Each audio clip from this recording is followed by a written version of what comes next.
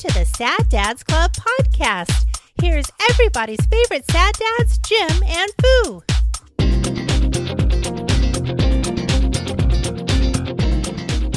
Yes, I feel empty without my I feel empty. list.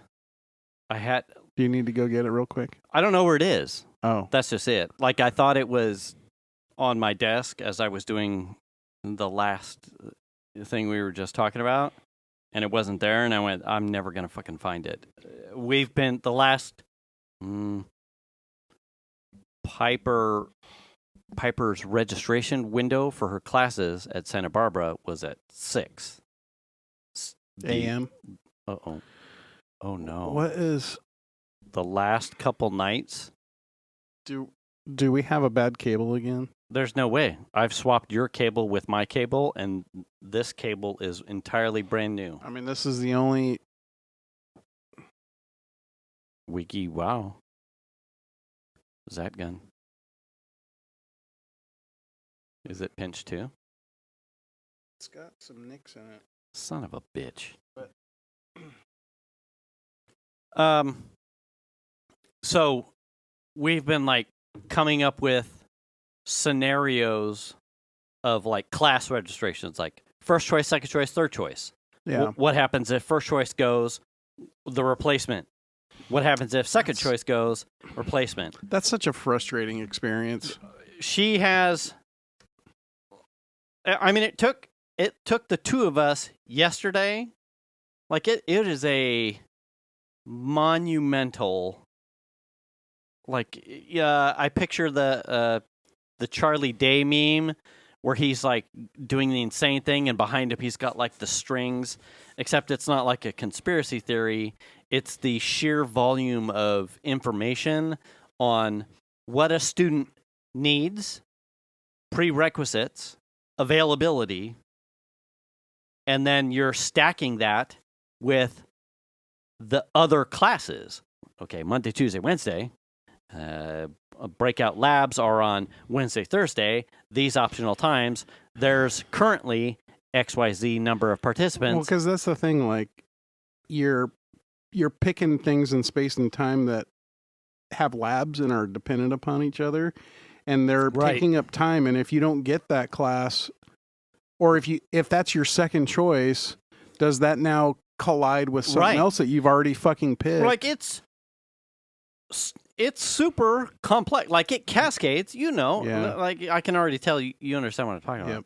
So for her, being used to Sierra College's system, whatever that is, I never saw it, but she was comfortable in it. 2.5 years using Sierra College's class registration system, she was comfortable with it.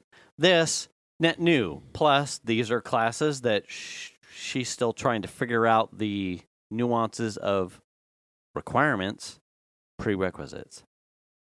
It's another task, and it's very overwhelming. She was very she's a smart cookie. Well, because the thing of it is they're like required classes at this point. Right. So if you don't get that thing, hopefully there's another required class that you can get. Right. And maybe you can pick it up next semester. Her and her friend that are going from Sierra, both going in biosciences to Santa Barbara, were both told in the orientation that was last week, these are the two really core ones that you need to get like right out of the gate.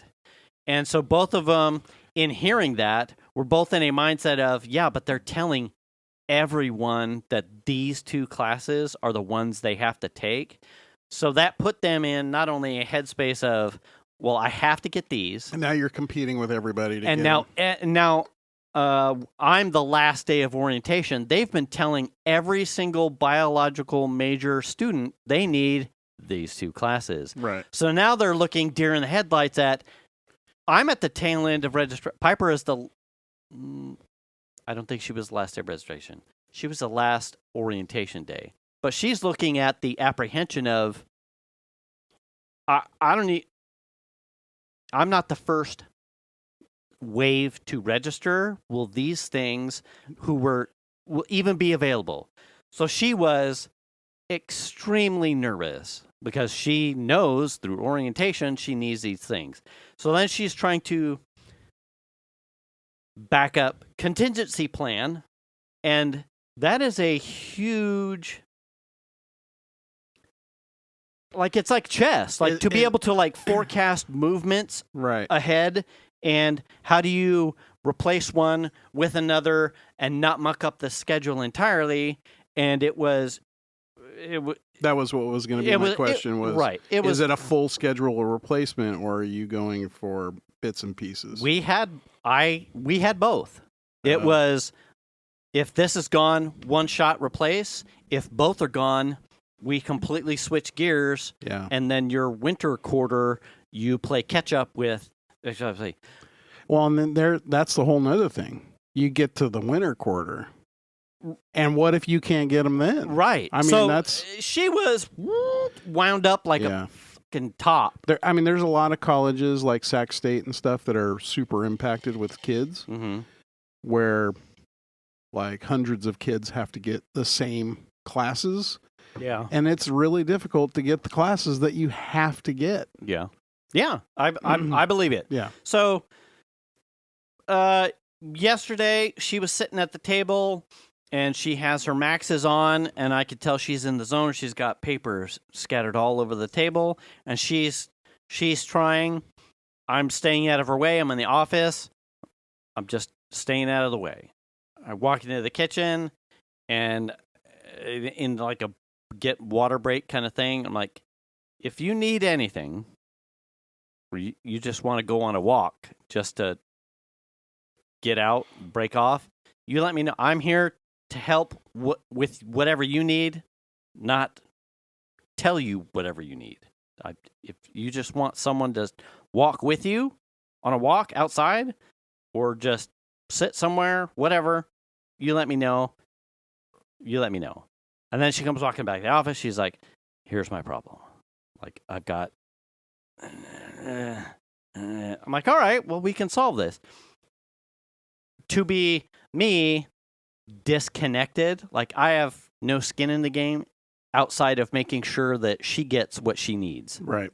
So if there's no real pressure, I'm just trying to solve a problem and give her, like, you could do this, you could do this. Like, I can plug and chug without the pressure of, ugh.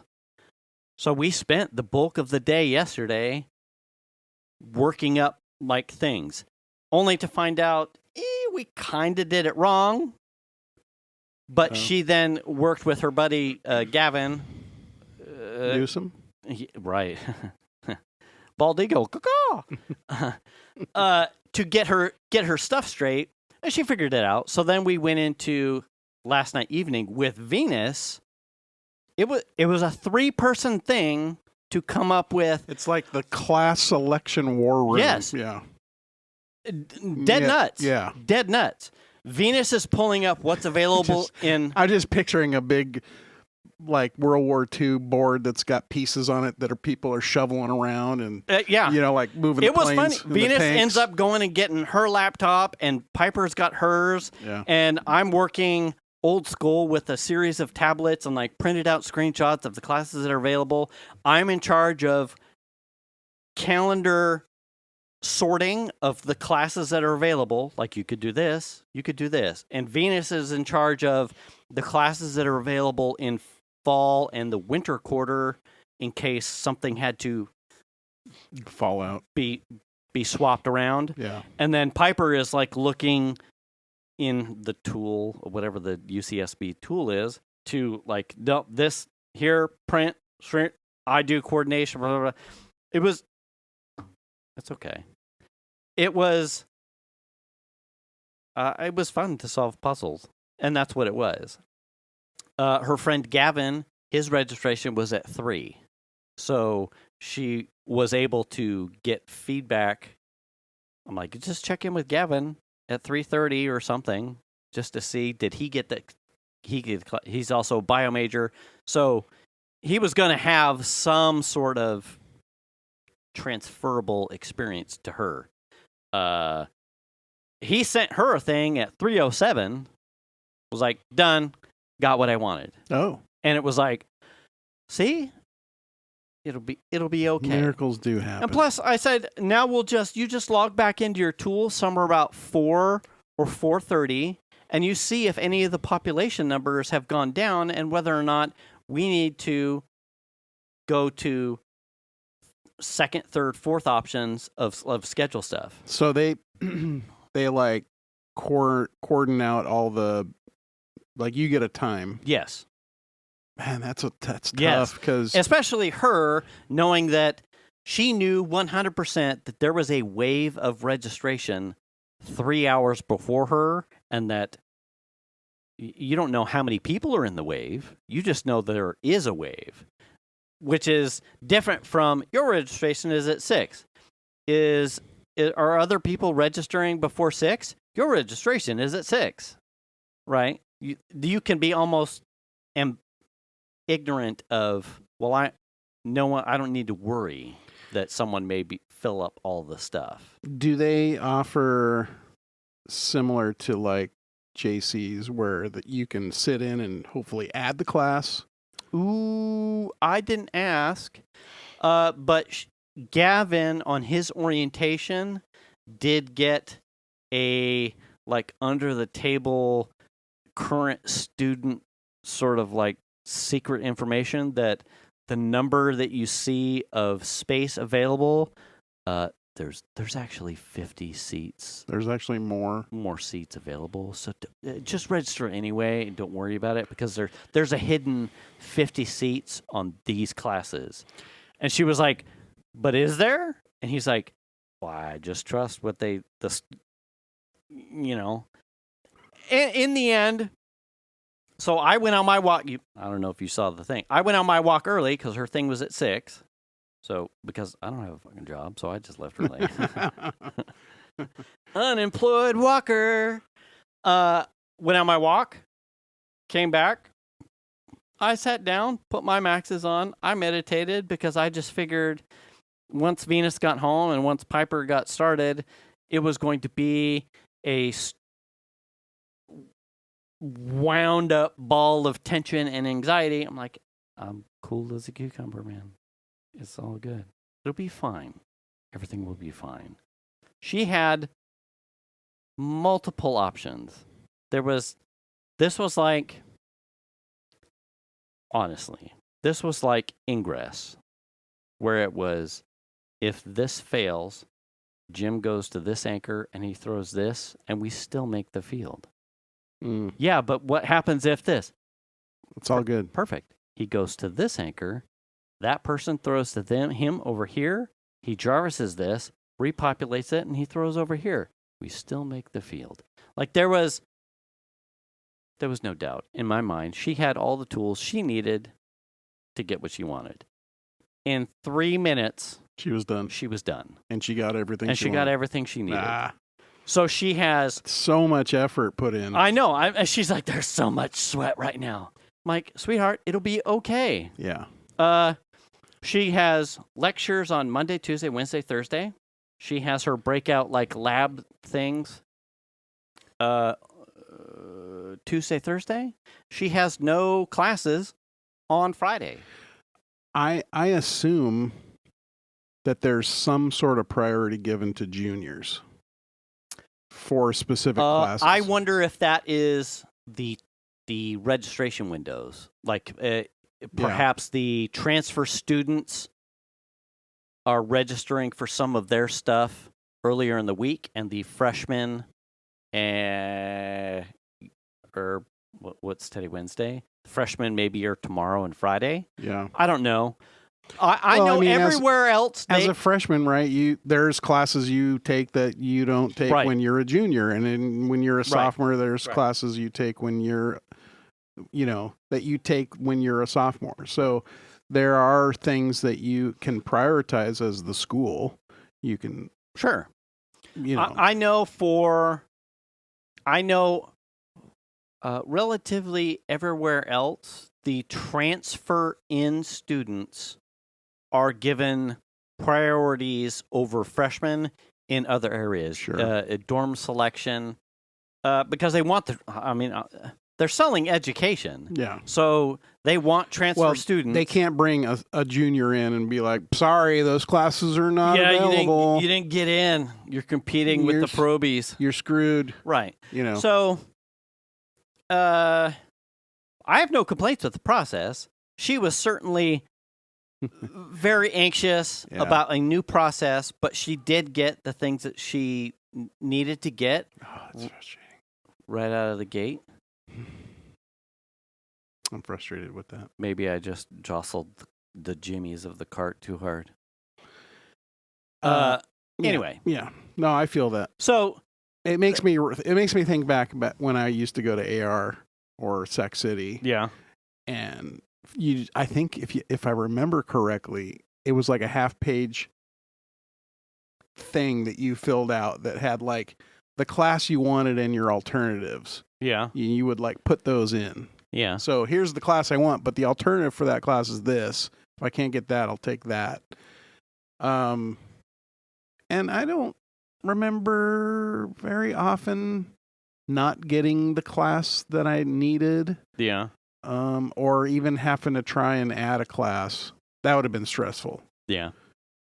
So Did Melly ever have any, I can't get this because it's not offered here. Did she ever have to like juggle? I mean, she never Fullerton? talked about it. Yeah. It was different. It's a different setup at Pacific. Mm-hmm. Because it's a cohort and they all are going through, like they're a class of they're a group that are all going through the same process together. Yeah. So they don't have like classes that you sign up and that guy in your cohort's taking that class and everyone's taking all the same stuff. Mm-hmm. At Fullerton, I don't remember her really ever complaining about not being able to get the classes that she needed. And that's a big school. There's like 30,000 kids or something that go there. Yeah. Students, kids. I say kids. I'd say. So it's a big school, and it seemed like she was getting all the stuff she needed. Mm-hmm. I don't remember. Piper made a comment as she was looking at some of the classes. Her friend Gavin made this handwritten clipboard or dry erase board style thing of all the classes, prerequisites for biology major kind of thing.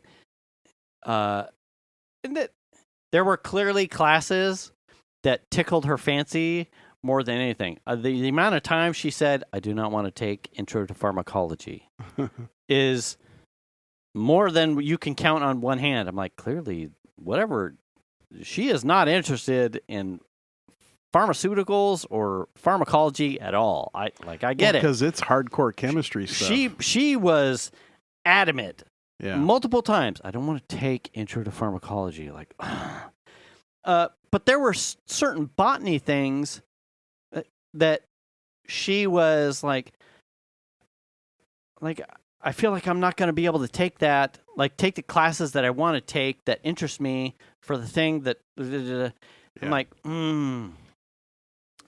you have to, because you're leading yourself down a path, and if you are down that path and suddenly you can't finish it, that's fucked up. Right. Yeah. So I'm like, you need to understand there are a couple of things here. One, there's a path to the degree that you're shooting for that has these.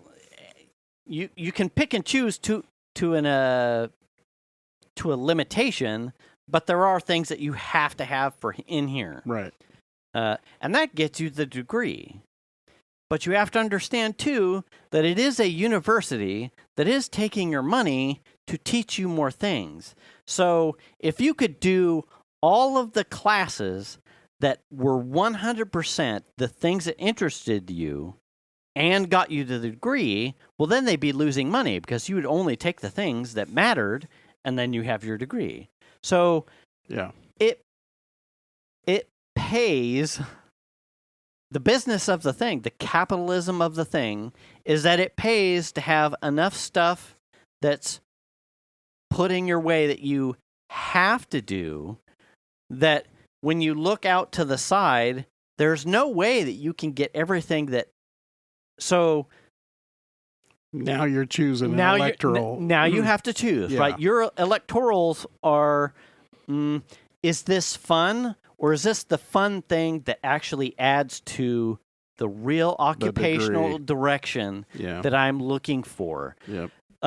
That's the juggle. And you can't hit all of them. No. But you will be able to hit some of them, but you do. Yes. What? I just got a yes. Yeah, you're welcome. Oh, all right. Kick ass. No, you did. Okay. It is a. So I'm like, you have to understand the business. Like, you're seeing that. You're seeing right now. As you're jumping in. There is a conflict between the things that 100% interest you, that you are having to pay for to get instruction for, and the things that you want to take, are being railed to, that are telling you that this is where the degree is, and you do have to pick and choose. Well, I wonder. I kind of wonder if it's by design to a certain extent, right? There's. I think probably they have to offer some sort of electoral classes because you couldn't get all of the classes. Sure. I'm sure they probably call that doctorate or master classes, right? Yeah, maybe. Right? I don't know. Like, congratulations, you got your biological master's or biological bachelor of science. You did it. Do you want to further your education? Yeah. Are there things you really want to take? Yeah. Yeah. We have those too, right over here. Yeah. You want genetics? Fuck, we got tons of genetics. Just enter into the master's program here at UCSB. Yeah. It's only $40,000 extra a year. Congratulations. Welcome to the grind. Well, some of it's like, I need to make sure I'm a full-time student for, tax purposes or whatever the fucking shit it was, right? I'm a full-time student. So if I can only get nine units, and those are the required classes, well, now I've got to fill that space with something so that I am a full-time student and not just a 9 part-timer. So now you're looking at, do I take a drama class or do I, you know what I mean? Yeah. Or should I take golf? Yeah. Or whatever. Some of the electives, yes. Some of the elective that's the word electoral college. The electoral college. Wrong. I'm in politics. I'm in social sciences. I apologize. Hashtag I'm not an idiot. I said it first, I'm sure.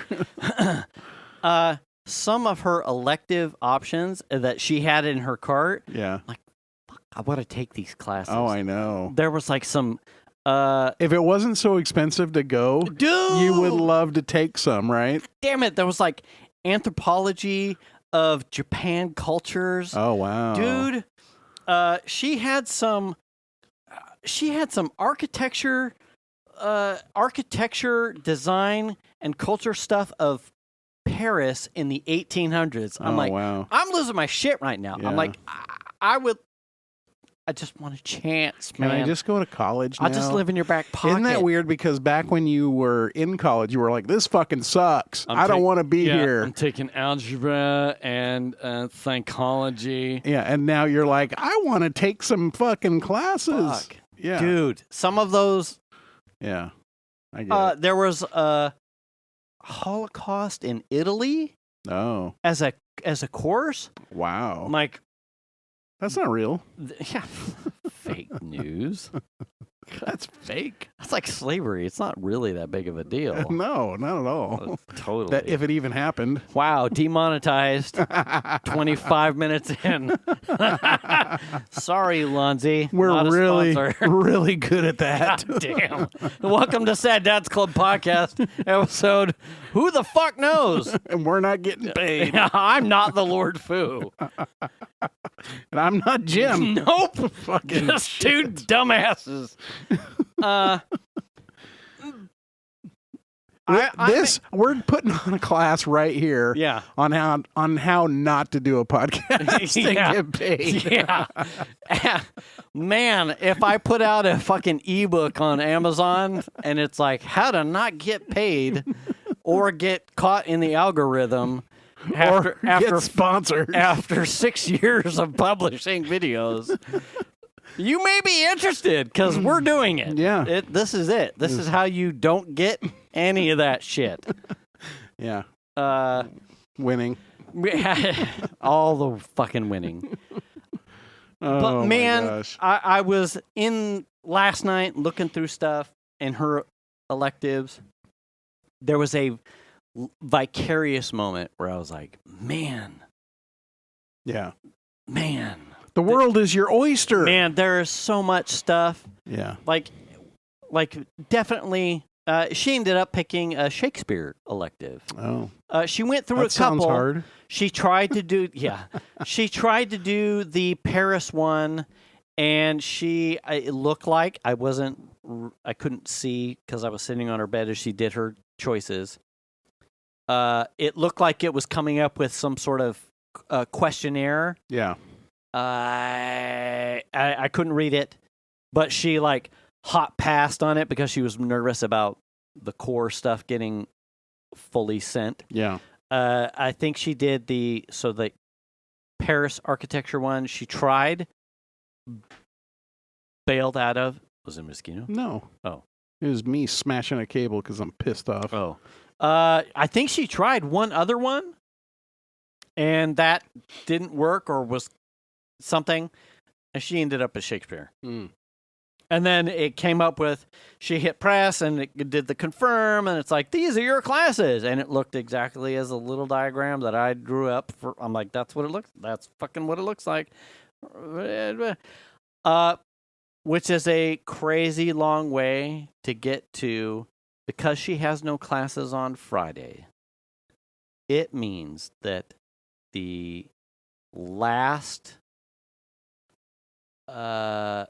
Zander this year as a senior is the year where Zander's Wood Creek will be doing they will not be playing at Disneyland. They will be going down to SoCal to tour up at least one college is banned. I think it's UCLA to get instruction from UCLA's marching band.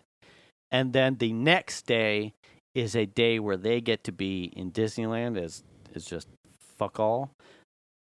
So it will be a moment in time where Zander as a senior in Wood Creek Band we will all as a family be able to hit Disneyland as part of, in roundabout way, the Wood Creek Band program's last shot for us as a family in Disneyland, where Piper also played in Disneyland. Yeah. So it is because it's a Friday. So she'll get to it'll be a great send-off for us as parents and the Wood Creek Band program that both our kids got to participate in, like a fucking gold star. That's awesome. Put it in the books, Dano kind of thing. That's fun. Yeah. So, and she won't have to miss classes, and she won't have to feel bad about it. I mean, she may fail a test on Monday, but that's not my fucking problem. For sure. Not my problem. She can study while driving. Yeah, read your iPad on the plane. Yeah. Fucking whatever. Yeah. That's not my problem. Yeah. Wow. That's crazy. I don't have much. No? No. I'm trying to think. I got gripes that I don't want to talk about. Oh, okay. That's where I'm at. I read something. Oh, I do have something. Your kids went to Roseville. Yes. Do you know? I think we touched loosely on this last week, and this has been like everyone I've talked to. Like, this is a highlight. Did I mention Zander having military history last week? I think you did, yes. Okay. What I didn't dive into, one, The teacher that's teaching military history there at Wood Creek reminds me loosely of your son. Oh. He has like your son's facial structure and like facial hair, Okay. bearding Yeah. that your son has. Okay. And Venus goes, he kind of looks like Chandler. I'm like, yeah, but he's teaching. Clearly, it's not Chandler. Right. So it was funny. So there was like and then he would have said something. right. There's a bit of an uncanny like. It totally looks like. Oh, Data. that's hilarious. It totally looks like Data. So like, Chandler has a doppelganger teaching yes, but at Wood Creek. probably 6'2". He's a tall guy. Okay. A very interesting story. So this guy has a long-standing Scottish heritage. Like his family name comes, he's got a clear line all the way to Scotland. Is it O'Toole? Kinloch, Oh, family by the lake. all right. He every generation in his family has I can't think of his first name, but they named one of the boys I'm just going to say like a James Kinloch. Every generation gets a James Kinloch. Ah. He is the 42nd of whatever that name is, and he has two sons, and his first son is That name. the 43rd. But his So is it? Are they called junior, senior? no, but he's like 43rd? because it would be Yeah. you would write it as James Kinloch the 42nd, like it. So is it like legally? Like on No. Oh, okay. No, but he's like that. If they, yeah, I'm the fucking 43rd. Fucking. But also Okay. they have served in some form or fashion Yeah. for America in military services. Deport those fuckers. Right. He went. Yeah. Sorry. Drones should replace your jobs. He went here. I think he went to Oakmont. I feel like I should be drinking tonight. You should be. Yeah. Just get fucking tanked. Yeah. I think he said he went to Oakmont. Okay. And then went The to wife went there. and then went to Sac State. Uh-huh. But because military service is such a huge part of his family, he and Air Force specifically, he tried to recruitment for the Air Force. Yeah. One, he had asthma as a child, and for the Air Force, hard pass. Nope, can't do it. So Yeah. he was denied that. Heartbreak. So he went to Sac State, got his degree, and he became a teacher. Yeah. He had been teaching. Those that can't do, teach. Right. And right. Shoo, goddamn. And had been teaching apparently for 10 years before he transferred from some other school to Wood Creek, where he does a bunch of the athletic stuff there at Wood Creek. He was a track coach and is now the assistant athletics director, I believe. Very charismatic young man. And then he said, so to not be disparaged from my original attempt to serve in the Air Force, he's like, I tried to sign up for the National Guard because then that would allow me to serve, but without having to move my family around. It would just be like a non-committal. And for whatever reason, the National Guard also kiboshed his acceptance.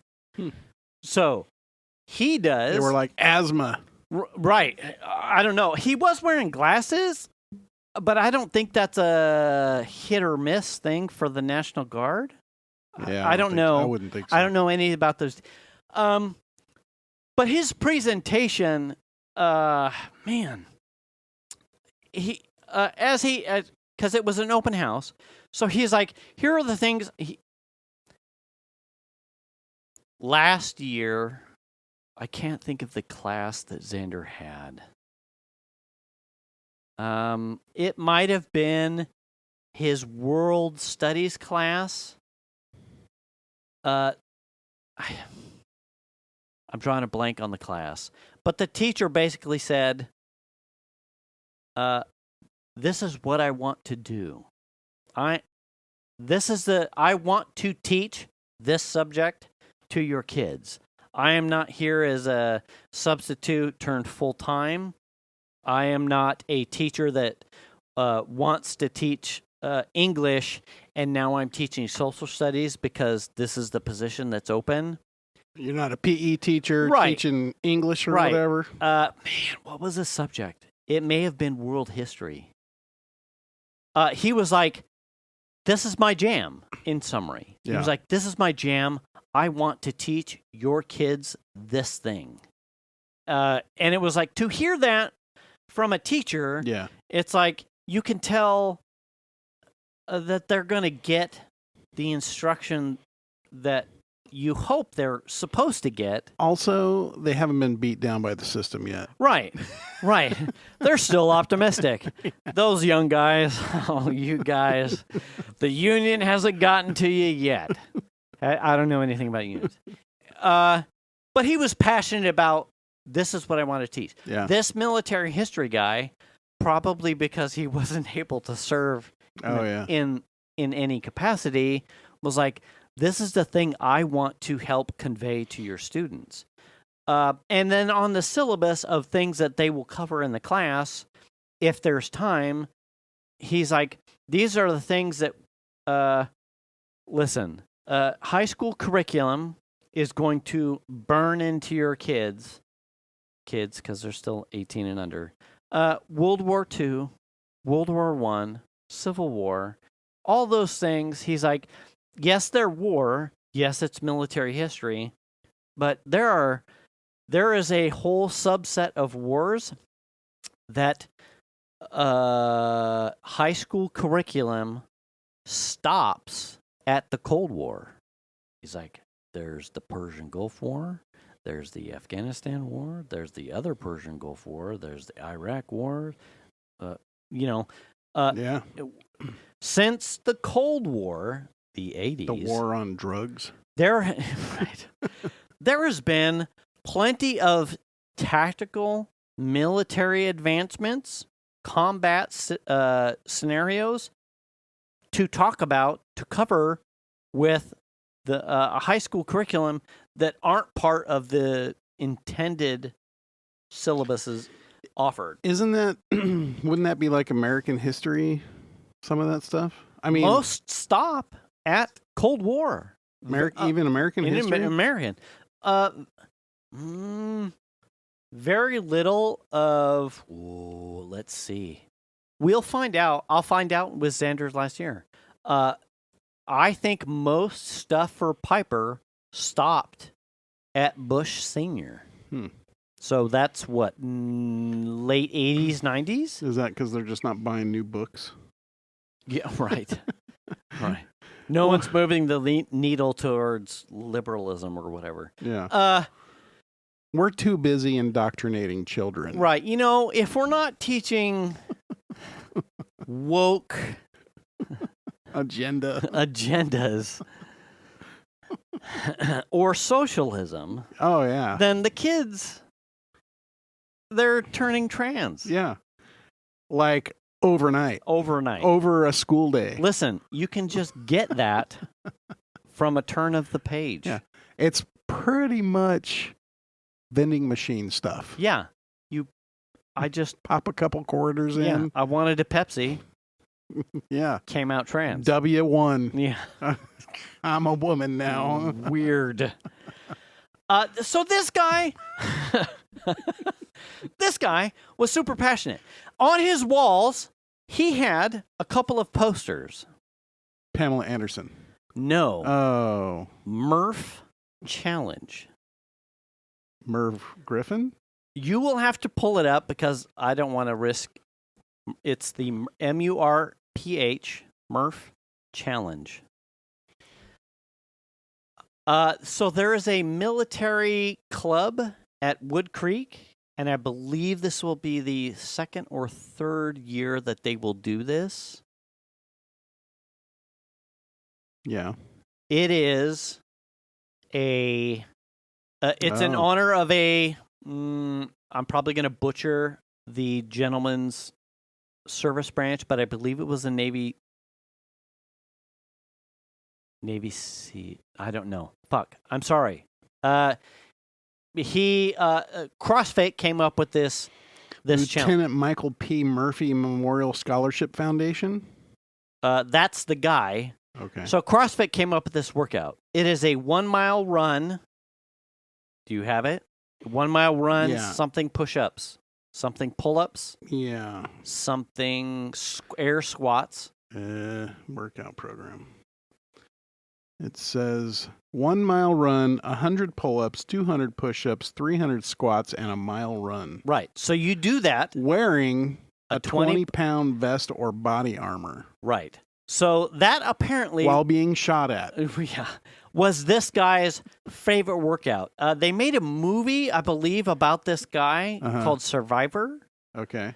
So read it to me again. You do a mile run, you do... A 1 mile run, 100 pull-ups, 200 push-ups, 300 squats. And then you rerun. And then you rerun the mile. Wearing a 20-pound vest or body armor while being shot at. So this gentleman, while being shot at. I mean, it's urban.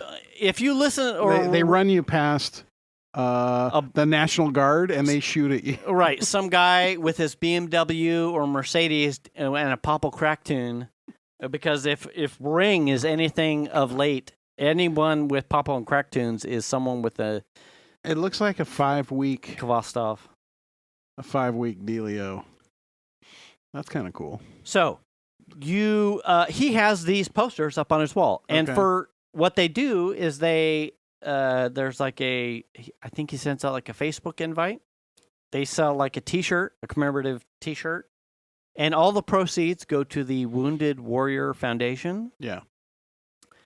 As part of the club, hosts it. And then anyone that buys a t-shirt, participates, they do it apparently on campus.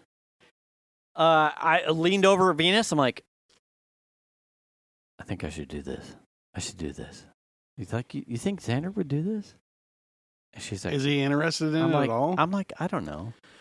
So I'm jazzed about this. He's like, we host this. You get a t-shirt, but really it's about, they do it on Memorial Day. Most CrossFit gyms, if you're a CrossFit person, probably know exactly what I'm talking about because on Memorial Day for most CrossFit gyms, they host this challenge. There's a place in Roseville called Rax Fitness Solutions. That does it? Yeah. Yeah. So as we get at it, he was so passionate about the stuff that he was teaching, he ran close to the bell for the back to school night.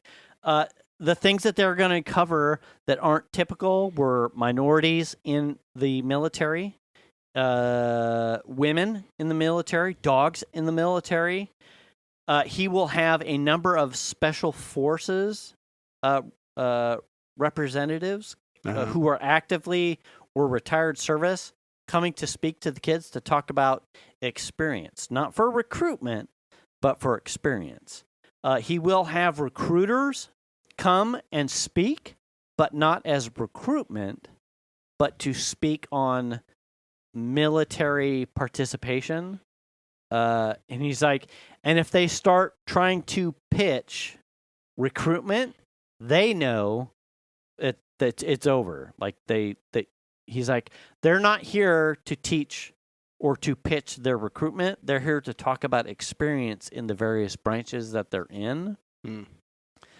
He's like, but you have to understand, as a military history class, there are some people that are taking the course that are interested in enlisting. And what this does do is allow them to create a contact with a recruiter outside of this classroom. But this classroom is not a recruitment opportunity for them, and they know this. So that was a reassuring for Venus tonight, because we're like, well, we don't want you to... This isn't an opportunity in a public space for you to push military agenda stuff to the high school free, kids. right? Yeah. But if they want to do recruitment days and someone stops by a booth, that's one thing. I totally get that. Yeah. But in a class, that's different. Yeah. But his coverage of how the recruiters are coming in to talk about their experience was very reassuring.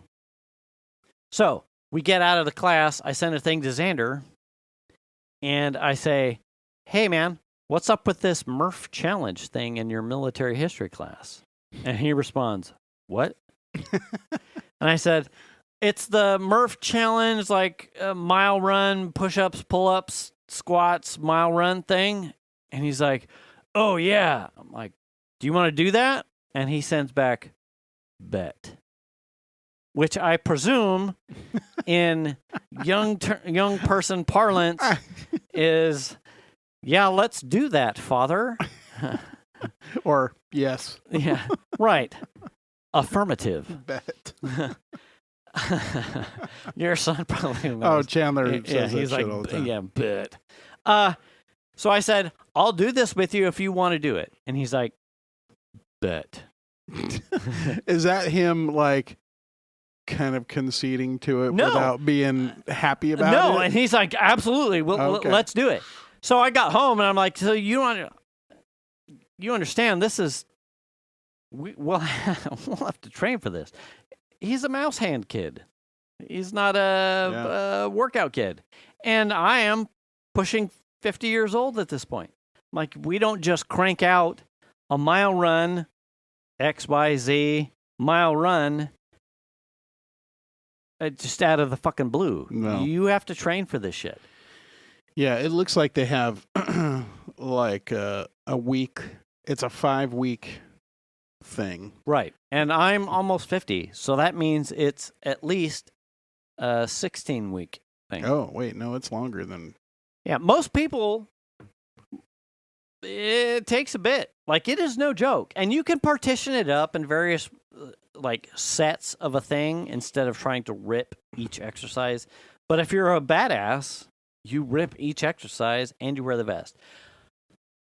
What that did was it ran me into, in looking for Murph exercise program, training program things, KCRA, which is a local news station here in the area to Northern California, last year KCRA stopped by Wood Creek High School, Marcus Allen, to do an interview with the current teacher at that time, which wasn't the guy that's teaching Zander, that they were doing this thing for charity for the Wounded Warriors Project, this Murph challenge thing on Memorial Day. And there was, I want to say 4 students, 2 service member representatives from maybe the Marines and Navy, 2 or 3 service member representatives, 4 or so students, and then the teacher that Zander has, but he wasn't directing the class, like an assistant teacher, perhaps, and the current teacher of military history, and very small, not a lot of participants. Yeah. I'm like, your class, your school is on record for doing this thing. Like, you want in on this? Like, I'll do it with you if you want to do it. And he's like, fuck yeah, let's go. Wow, I'm surprised. So, good for him. Memorial Day, expect heavy heat. If there's like a slight vacuum pull of oxygen, it could be from wherever I'm at. Sucking wind. That was me last night on my bike ride. Was it? Oh, yeah. Yeah. Where'd you go? I just go around the neighborhood. Did you? Yeah, I did like almost 6.5 miles. Good for you. Yeah. I just do kind of loops. I do a big loop and a small loop typically. Do you know any? Did your dad serve? Do you know, like, any of your direct family that you know of? My grandfather was in World War II. Was he? He was a paratrooper. Yeah. My adopted father was in the reserve, and my real dad was in Vietnam. Was he? Yeah, he actually took a Purple Heart. Really? Yeah. Thank you for his service. Yeah, his he had one of the major things that happened to him in Vietnam was he was like a driver of one of those sort of armored personnel vehicles that took a direct hit right in the middle of the front and put a hole about that big shit in it. And yeah, that happened. I was telling my dad about the military history class. Yeah. And the Murph challenge. He's like, good for you if I can do that. And that led him into a story that I did not know. Yeah. That he was drafted. He went from high school and he went to a trade school in Arizona. He had just finished the 2 years of the trade school that he was at, electrical, whatever, and he got drafted. He went to his, for the Air Force. He went to his physical, and his brothers were all at the bottom end of whatever the raffle was. His draft card number was 2, and my Uncle Tom, my Uncle Larry at the time were down at like the 300s and 400s. Oh, wow. So my dad actually was drafted. He went to his physical, and the doctor, after doing x-rays or what the actual physical and whatnot, because he did have asthma, but it wasn't a thing. It apparently wasn't a problem. The doctor came in and told my dad that he had some sort of variant of a spina bifida defect. Oh, wow. Where his tailbone wasn't fused. Mm. And that he had a choice. To go or to not. To go or not go. And he said, well, I choose no. I don't want to fucking die. And his doctor said, okay. Okay. Yeah. And whatever the stamp is, I did not know that. That's crazy. Until Friday of last week, I did not know that my dad was that close to Vietnam. Yeah. In whatever capacity for the Air Force. Yeah. Fascinating. Yeah. Fascinating. He's like, I was right there, and I was super pissed because your Uncle Tom was like down at 400 stuff, and by the time they got there, the fucking war was over. But he was like, it was surreal because the doctor came in and he's like, Jim, you have a choice. I'm surprised they actually gave him the choice. He's like, how many people get to choose? Yeah, like, and why would you? I mean, like, because that was such an unpopular war. Why would you choose it? Because people were actively trying to not go. He's like, I was just trying to start. I was just coming out of my education. I was trying to get a job.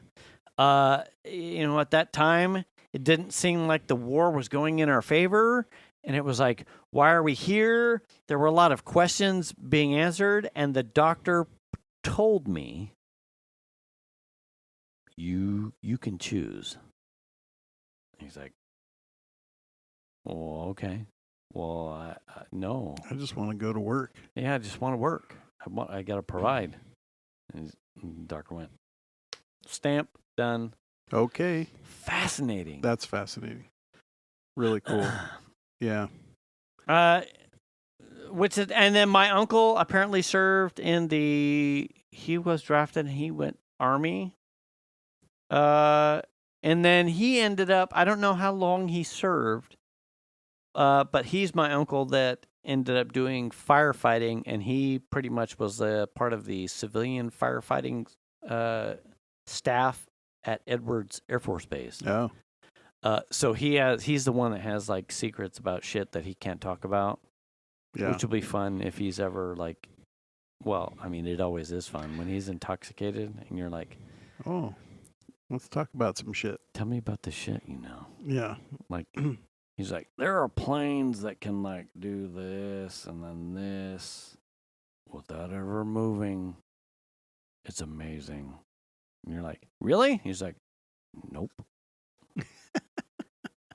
Wait. Well, What? That's my grandfather, when I was a kid, worked at Rockwell International on the space shuttle. Ooh. And that was really cool. They had a big plant down in Southern California, and I remember having family day there. Go to the plant on family day. Yeah. See where Grandpa works. You know, as a little kid, it was fucking so cool to see the mock of the space shuttle. Mm-hmm. You know, oh shit. It looked like it was real. But after that, he, before he retired, he was working at Northrop Grumman. Oh. And could not talk about what he was working on. I believe it. And still to this day, I have no idea what he was actually working on. It was probably like stealth fighter shit or who knows. But he was an engineer, basically. You know what's funny is that I have...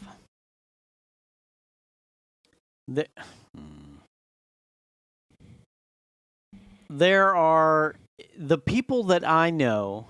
There are people that I know, clearly that you know as well, that were in these types of you can't say shit. And they did not say shit. Right. Professions. It is in the current day and age where it's like, oh, well, I'll spin up an anonymous account and I'll just try and like leak this thing. Like, hey, man, did you know that there are gray aliens in fucking Roswell? Like, literally, legit, like fucking. I feel like there's top secret stuff. There's definitely programs out there where people are doing it and you don't ever hear anything about it. Sure. It is comforting. Seems like a too soft of a word, but it is confidence-inducing to know that there are still some people that treat secrets and confidentiality like secrets and confidentiality. Listen, this is paramount to business or trade secrets or what we're trying to do. Oh, yeah. And you can't say anything. Yeah. That treat that seriously.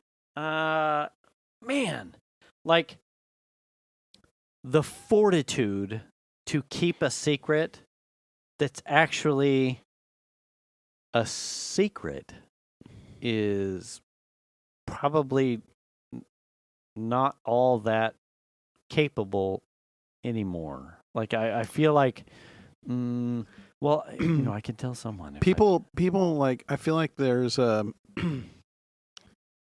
people want to be important. Oh yeah, you go. And so by them, like, oh, guess what? I know. Yeah. They're suddenly now important, right? There's a hidden compartment with a treasure map. Right. In the North Dakota is hidden in the president's desk on the right-hand side. Yeah.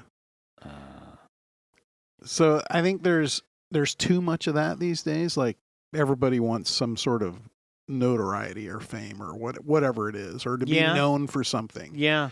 And I think that there's far too few people who, for better or for worse, are willing to do the thing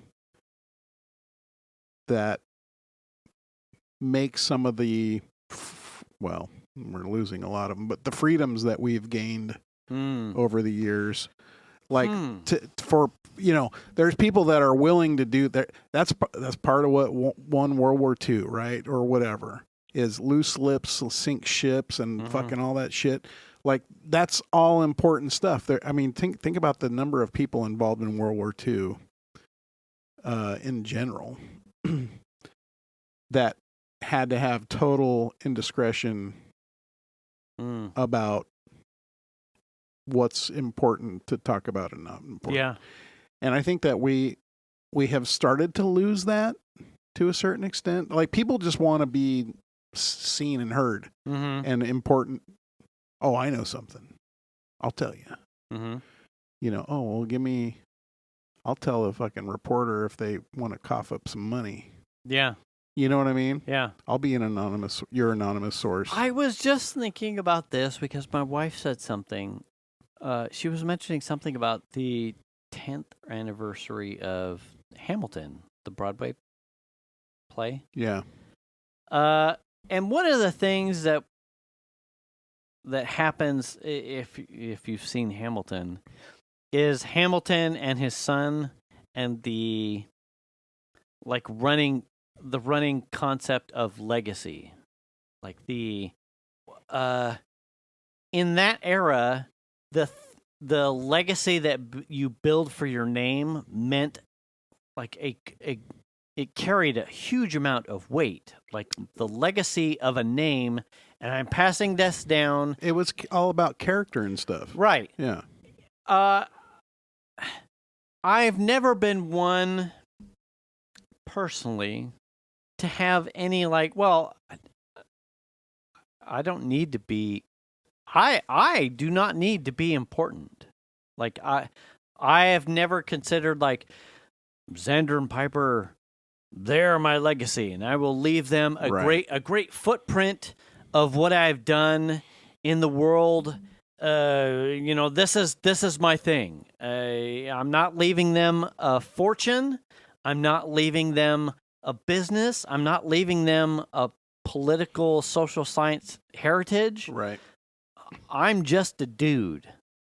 But I do wonder if there is some sort of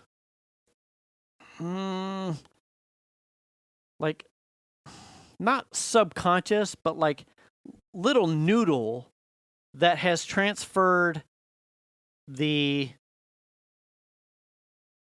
founding fathers concept in that era, the 1800s and early 1900s concept of legacy, has evolved in such a way that everyone still seeks fame, and that is the cause and effect of the inability. Like, I'm random Joe Schmo, and I'm not a Rockefeller or a Kardashian. I'm never going to do anything. Right. But for 15 minutes, if I can divulge the secrets that I know from working at Northrop Grumman's Skunk Works, or I'm cross-pollinating all kinds of shit. I'm sorry if I've offended someone. JPL secrets, or Army secrets of Roswell, or Area 51. Space Force interactions with alien whatevers. Have those happened? On documents, or Epstein files contents. Right. So that I can get, I am 15 minutes of famous. I am 15 minutes of famous. Well, I think... Is that where we've come to? Because legacy as a familial heritage is antiquated. So now it's like, well, I still want to be famous. I don't care to be famous. Me neither. But I think like something like the Epstein files, for instance. If someone released that shit, I would hope, if nothing else, they were doing it for the good of the country, because it's the right thing to do. You know what I mean? And not because they want notoriety as the guy that released probably anyway, no one would remember who that fucking guy is. All they care about is the ravenous viewing of the Epstein files in general. Right. That guy would fade away, right? Sure. So there are some things that you could do that outweigh your persona and your desire to be famous, for sure. Mm-hmm. Sometimes you do stuff because it's the right thing to do in the moment, or whatever, you know? Sure. So there's a lot of different motivations, but I think as a society with social media and all this other stuff, it's like there are a lot of people now that just care about having that notoriety in the bright light moment. Yeah. You know, I had I'm up to, 5,000 followers now, or whatever it is, right? Mm-hmm. Oh, I'm famous for a moment. Mm-hmm. You know? Yeah. So yeah, that's interesting to think about. For me personally, like I used to use a lot of social media and stuff. Mm-hmm. I view stuff, but I don't post much anymore, if at all. Mm-hmm. I don't care. And my stuff isn't even like I'm not looking at Facebook and looking at my friends' shit. Mm-hmm. I'm looking at like TikTok Mm-hmm. or Instagram Reels or something like that, where it's Mm-hmm. like just random stuff that pops up that's funny or not, Yeah. or whatever, or interesting or whatever it is for the moment. Yeah. I don't give a shit about what everybody else is doing. Yeah. I don't care. Yeah. You know what I mean? Yeah. So, for me personally. But that's an interesting question. I wonder. Yeah. Yeah. Because you.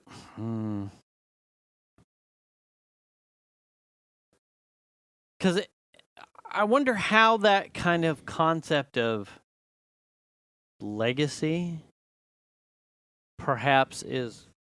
Oh, that's a cable. That was a mosquito. If I had access to the Epstein files, I would release them anonymously, just so that everyone could fucking see them. To post them? Just so it's out, because first of all, a certain somebody ran by saying that he was going to release all that shit, right? Mm-hmm. Mm-hmm. It's owed to the American public to have that stuff come out. Mm-hmm. If I had my hands on it, I would gladly turn them over to any news organization that needed it or wanted it, which all of them would fucking want it. Oh, they just... I wouldn't even want money for it. Chew it up. Yeah, I wouldn't even want money for it. It's data. Go nuts. It's the right thing to do. Have fun. Period. Yeah. That's where I'm at. I mean, that's what we're talking about. I don't need fame. I don't want people peering at me and death threats or whatever it is because I did that, right? Because, that would happen. Sure.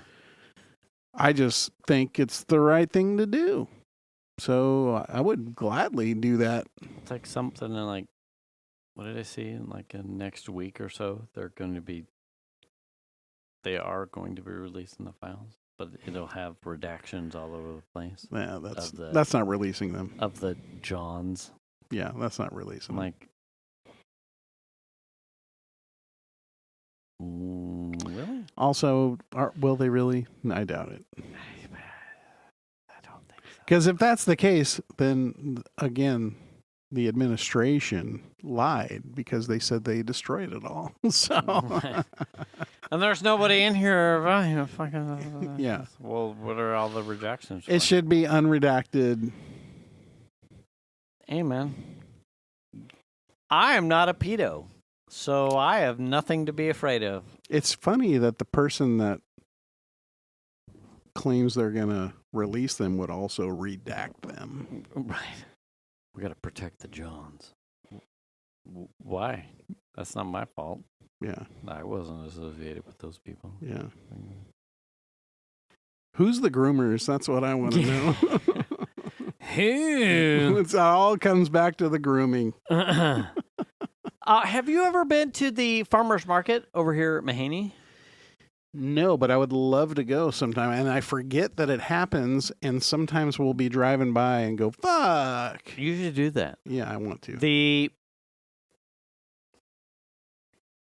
Sorry, Bailey's Bel Air. The strawberries and produce that comes out of that space. Yeah. The best. Runs over. Yeah. Anything that you're getting out of the stores. They have a nice little, what is it, dino coffee? Shit. I don't actually know I think it's some sort of dinosaur coffee. Okay. That Venus and I get. Like beans or something, or ground? No, it's like a little trailer that they do coffee espresso pull shit from. Okay. That we have started to it's a small business. Yeah. That we boutique coffee. Yeah, rather than walking over to Starbucks. We just want, it's like 5 minutes one way, 5 minutes back to like peruse, but the produce is kind of off the chain. I like going to farmers markets. They have, it's like knick-knack crafty shit. It's like a Etsy store. Yeah. On a quarter of the Mahaney parking lot. Yeah. Venus bought stickers last week, like little cat stickers. She got me a little cat Godzilla sticker. And it's like something for Piper. Yeah. She bought something for her mother for like a late belated Mother's Day gift from there. Like little knickknacks. There's a guy or two guys, I think, that are on like rotation between here and Maidu that rotate little tent kiosks that have like 3D printed shit. It's like, oh, well, there's the cute little fidget doodads that's cool. and like whatnots. Do they have a 3D printer that's just making product right there in the booth? No, but he, if you like mention like, oh shit, how long is this? He's like, oh, this one's still running on the printer farm back at the like. They'll tell you how much longer or how long it takes to print each one. Fascinating. Like, there's a bunch of cute, like the whole thing with like the fidget stuff. Piper, while in her anxiety space for her class registration, I have this little, it's like a stegosaurus that sits flat on a table, but it's segmented. So you can like wiggle it around. It almost sounds like a rattlesnake rattle. Like, and she's just kind of like shaking the shit out of this little fucking thing. Yeah. The kids nowadays seem to like a fidget thing. The spinners and if it's not the spinners, it's like a little like, articulating doodad. Bubble popper things. Xander has, I probably should just get him a fucking referee umpire counter thing that would do the same thing. One of the first things I printed on the newish printer that I have was like a multi-fidget clicker doodad whatever that has like it's like a button click, like a little ratcheting, and then a dial that like snap tap snap snap tap snap snap tap, and I can hear that in his fucking room. It's like he's like talking to doing whatever, and hear so he's always got something in his fucking hand like. It's because he can't when he puts down the controller. Yeah, he's like I need to touch something. Right click, left click, scroll, bitches. Yeah, scroll. Anyway, so this guy sells these, and as fast as like memes come up, yeah, he has like a bunch of the like articulating things. But if you're anyone that watches Instagram of late, you've probably seen that lizard. Your son probably knows exactly what I'm talking about. It's a meme with this like lizard, like the gecko looking guy. Yeah, probably down a little bit in polys, but the whole thing is like it's slapping this button, and it just says lizard. I don't know that. Lizard. Your son, whenever he listens to this, he'd be like, oh, yeah. I know exactly what you're talking about. Yeah. We'll wait for it in the chat. Yeah. Send it in chat as soon as you get here, Datas. Yeah. They put this like sound bite of the lizard into every song. Like Black Eyed Peas, Metallica, they replace like some sort of lyric or hook with lizard, and then they put the fucking lizard gecko face on it. Like, I could only imagine if this, and then I found Monday, someone created an STL model of the fucking lizard guy that you can 3D print. That you could 3D print. Like, if that guy for $5 printed a shitload of those and sold them this next Sunday, he would sell out. Like, if you just chased memes, yeah, that guy would probably sell hotcakes. He said, we'll end it here because we're close. He had, the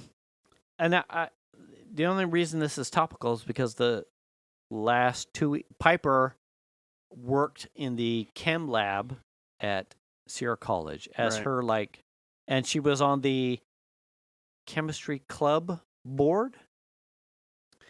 To the people on the chemistry club board or whatever that replaced her, as well as to some of her instructors, she had me print the oak coaster things that I do. Yeah. Except now I'm not doing it by hand. I pull out the laser engraver and I'm like, pick me out a piece of vector art that you want that represents what you're trying to say, and I'll put it on the fucking coaster, and then you send it. So the last month or so, I've been doing that as she like rotates out and gets out these coasters to the people that are important to her in images that she wants. So Sundays, farmer's market walk with Venus, or drive. We drove.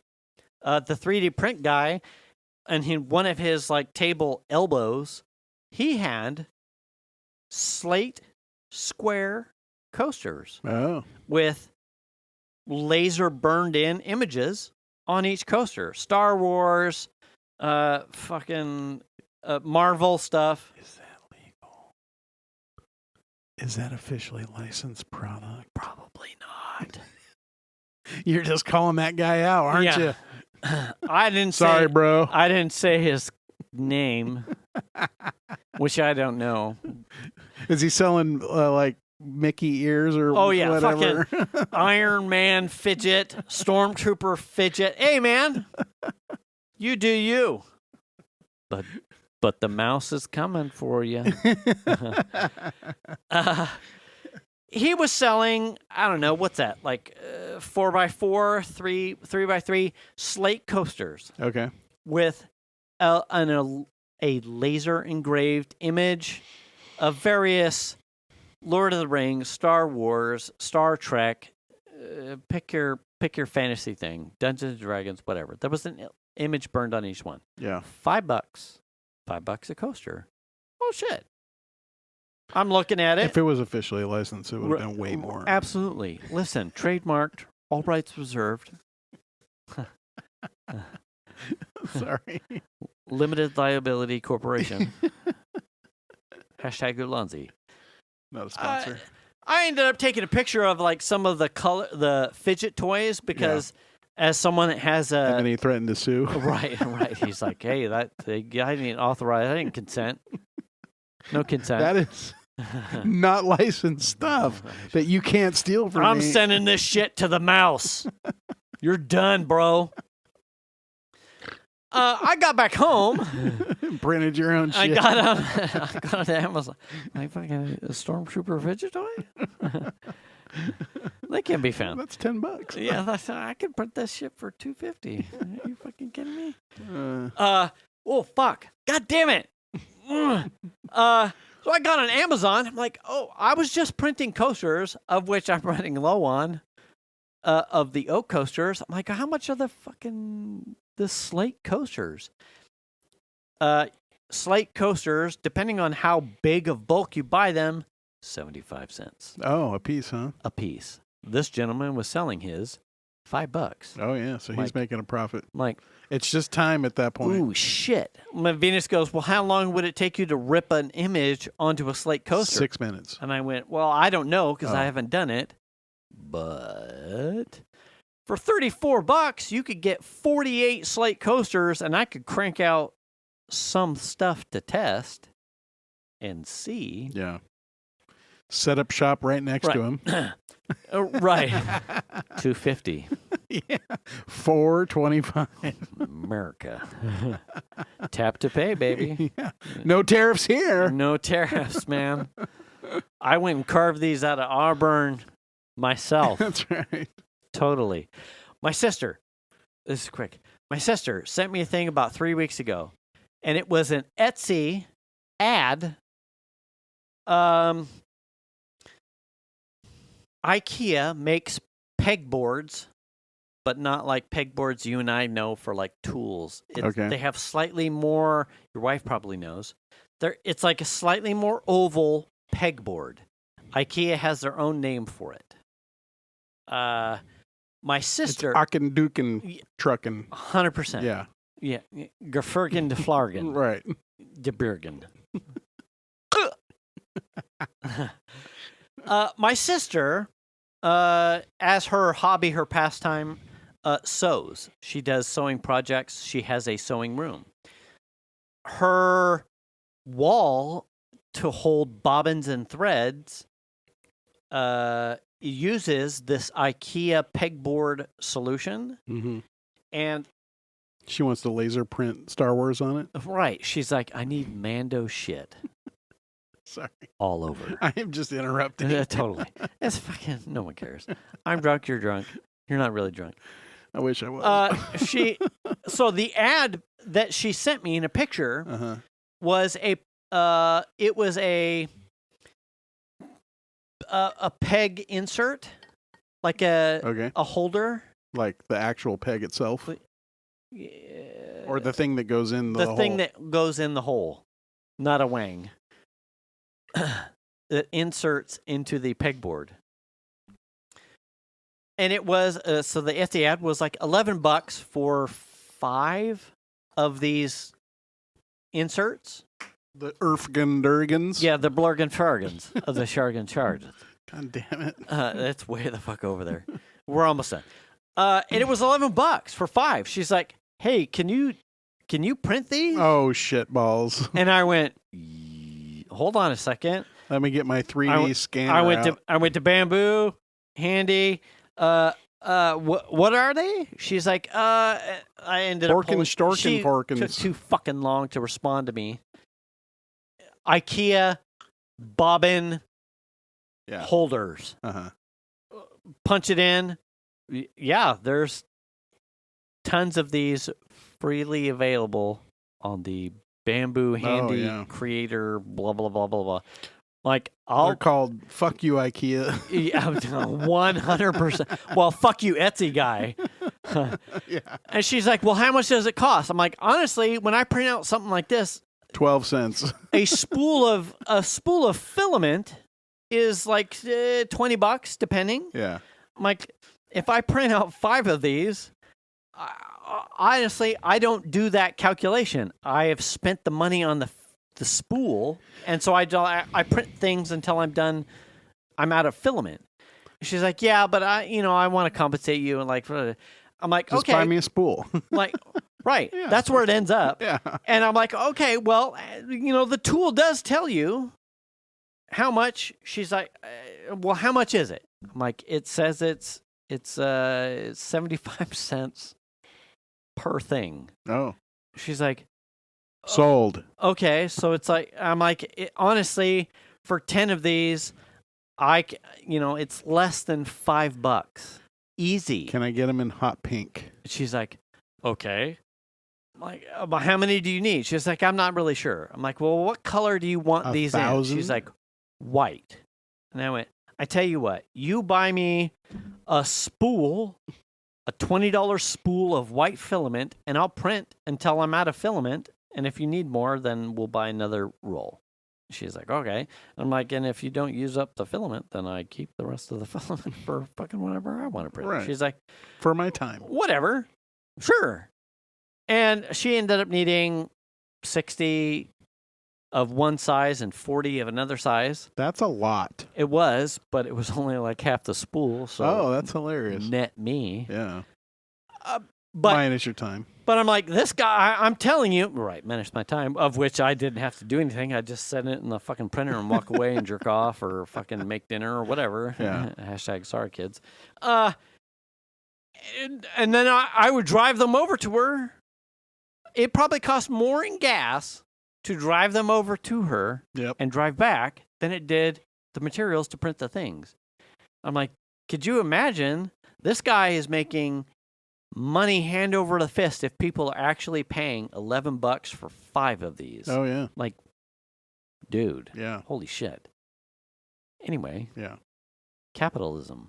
Good job, Betsy. You're doing it. I feel like China's winning. China's winning the whole capitalism thing.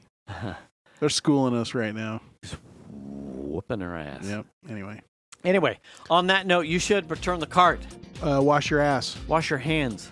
Check your oil, Tony. Stay up to date on your shots. Make the call if you need to. Register to vote and vote, please. Wear a helmet. Pick up a broom. And do the kindness. And we'll catch you next week. Thanks for listening, everybody. Holy shit, 7 years? Is it 7 years and we did that fluid? Yeah. Dude. It only took us 7 years. It doesn't take us long. God damn. We're old. We can be taught. Catch you next week. Bye.